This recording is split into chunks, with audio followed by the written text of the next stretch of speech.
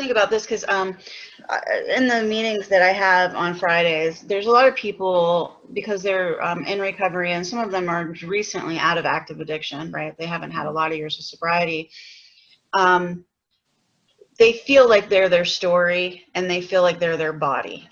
And so, but we really aren't our body. Our body is made up of, first of all, individual cells that are independent. And so if you think of us as independent cells in the whole, that's one way to look at it.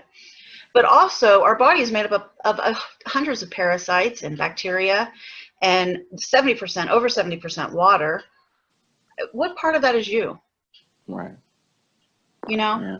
you're only in the body, you know, just experiencing. And it really, when I'm looking at you and I'm seeing light, I'm not really seeing light. It's my brain, which is a computer, sending the data, processing data, making me experience light. So is it a hologram? Is it a computer simulation? So it's endless. But the one thing that's for certain is that we are consciousness experiencing in some way, whether we're in a computer simulation or it's real or it's biological, organic, and synthetic, right? If it's tech, all of it's tech, really, if you look at it. But we are definitely experiencing as consciousness through the vehicle of the body. Yeah. So when we leave here, we are, this is kind of like a cage, a prison, the body. We are much more powerful and capable. Especially the way that we've grown to experience it is definitely. Oh gosh, yes. The programming that we've done to ourselves as human beings, we've really limited ourselves in so many ways. You know, we look at animals and we think that they're primitive because they don't talk. But if we were, how do we know they're not telepathic and that we're the primitive ones? Because we're not telepathic. They communicate. And so, you know, we really have this complex where we think we're higher than the highest species. We think we're the better. We humanize everything. We make animals. And so when we think of intelligence in space, we always think of it being human-like or humanoid. We always make things human-like, you know, just like our experience. And it really keeps things in a small circle. And then this is what you know, and see everything else around it.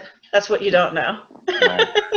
So, and what we do to it is very limiting, you know. I mean, everything is belief. Everything is a belief system. Everything we do. And sometimes I wonder if I were to experience, and I'm sure this is a possibility, if I was in a different simulation where I was experiencing a different way, and from birth I was trained and taught and programmed something completely different, what would the capabilities be? Right. You know, I was trying to teach people that your imagination is really, our whole lives we've been taught not to use our imagination. Been taught that it's a waste of time, and that it's useless, and I believe that that's really what's creating our reality is our imagination. And it's one of the strongest things we have. And so I look at what society has done as, if you have a small child and you keep pushing a baby, and as they grow you keep pushing them down and telling them they can't walk. They get up or start to crawl, and you push them back down and you say you can't walk.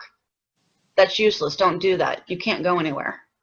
And you keep doing that. Eventually they won't ever try. And so that's what has been done to us. Right. And then we generationally do it over and over. We teach our kids the same thing.